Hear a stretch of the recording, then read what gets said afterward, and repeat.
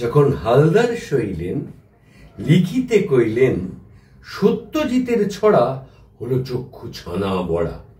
ছড়া লেখার খেল, তাতে ফেলু মিত্তিরও ফেল, সৌমিত্তিরও চিত, কারণ বিষয় সত্যজিৎ।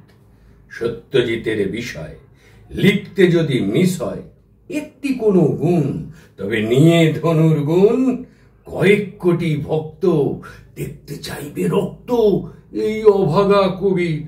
হোক না সে নট ছবির, তবু কি অধিকার তার লিখতে হেন ছড়ার, যেটা সত্যজিতের কথা লেখা হয়নি সত্য যথা।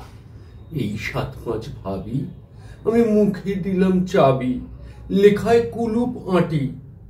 শুধু একটি কথা খাঁটি, বলছি চুপি চুপি নামিয়ে মাথার টুপি।